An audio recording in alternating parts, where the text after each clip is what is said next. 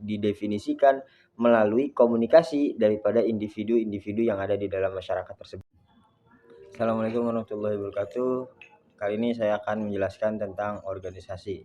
Organisasi itu adalah sekumpulan orang atau selusinan orang yang mempunyai satu tujuan. Tujuannya itu ialah di sini mereka itu memiliki tujuan bersama. Nah, patokannya penilaian bagi keberhasilan, tujuannya itu pasti berpatok pada keberhasilan organisasi. Nah, dibentuknya dengan berorientasi tujuan bersama. Nah, setiap organisasi itu memiliki struktur. Nah, strukturnya itu harus diisi dengan berbagai macam manusia. Contohnya ada ketua, ada sekretaris dan sebagainya. Nah, setiap posisi ini harus diisi dengan fungsinya masing-masing yang harus dijalankan gitu. Nah, organisasi ini butuh juga namanya koordinasi. Nah, koordinasi dengan cara untuk mengendalikan yang bawah, yang atas, dan yang lain atau para anggota ini untuk perencanaan, evaluasi, pengawasan keuangan itu dibutuhkan dengan koordinasi. Nah, pesan dalam organisasi ini juga mengalir secara vertikal, secara horizontal gitu. Nah, terus juga budaya di organisasi itu tergantung pada tergantung pada komunikasi pada para anggotanya tersebut. Nah, komunikasi di organisasi itu mempunyai iklim tersendiri untuk para anggotanya masing-masing. Seperti itu. Assalamualaikum warahmatullahi wabarakatuh.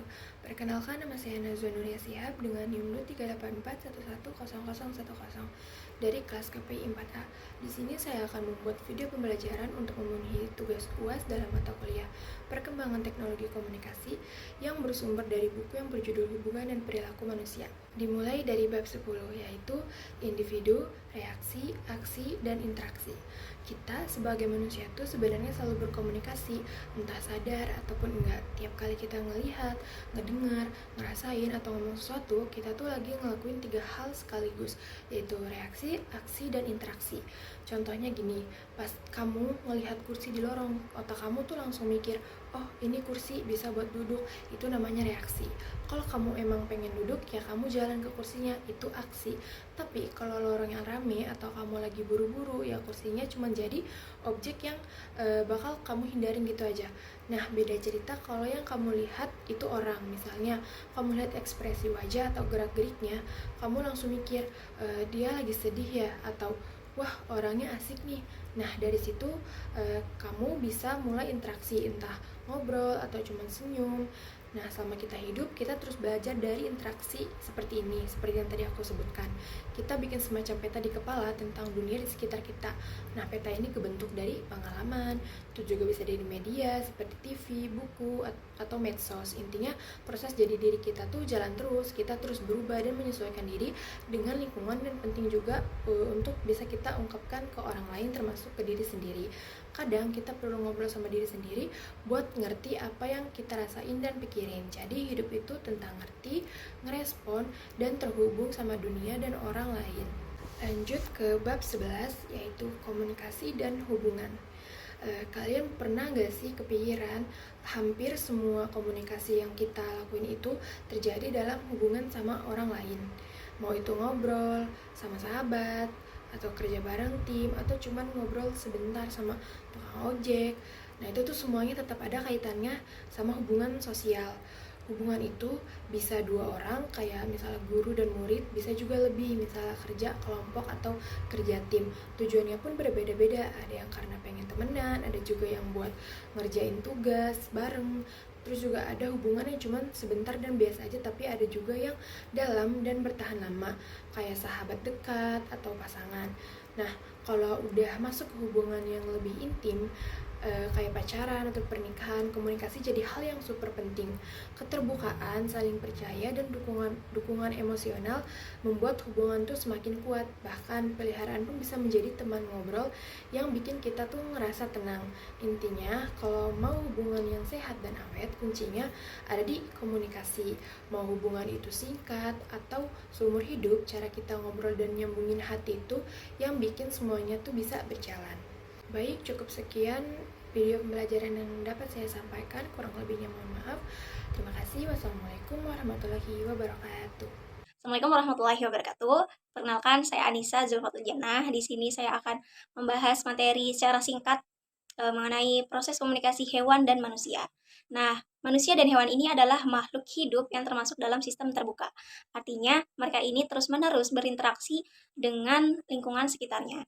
Melalui proses memberi dan menerima informasi, proses ini tuh sangat penting untuk mereka, untuk makhluk hidup yang memungkinkan mereka untuk keberlangsungan hidupnya, karena makhluk hidup juga membutuhkan menyesuaikan diri, beradaptasi, dan juga menjalankan fungsi-fungsi biologis dan sosialnya. Nah, yang pertama ini ada cara komunikasi. Komunikasi ini terjadi saat makhluk hidup menerima dan merespon informasi yang datang. Nah, baik yang disengaja maupun yang tidak disengaja. Lalu yang kedua ada jenis-jenis pesan. Nah, yang pertama ini ada visual. Visual ini seperti gerakan tubuh atau ekspresi wajah, warna tubuh, mimik muka, kayak gitu. Lalu ada sentuhan. Sentuhan ini seperti pelukan, getaran, atau kayak ya kayak gitu ya. Khususnya ini tuh penting pada masa awal kehidupan makhluk hidup. Lalu ada penciuman dan pengecapan. Jadi itu untuk mengenali makanan atau mengenali rasa-rasa atau mengenali pasangan atau wilayah. Lalu ada pendengaran. Pendengaran ini suara digunakan untuk peringatan, ajakan, atau ekspresi emosi. Lalu yang ketiga ini ada fungsi komunikasi. Nah, itu ada perkawanan dan perkawinan. Itu menarik untuk mengenali pasangan kita. Lalu ada perkembangbiakan. Perkembangbiakan ini komunikasi antar sel saat reproduksi. Lalu ada hubungan orang tua dan anak, itu penting dalam proses tumbuh dan belajar bayi manusia. Lalu ada navigasi. Navigasi ini untuk mencari makan pasangan atau menghindari bahaya-bahaya yang akan datang.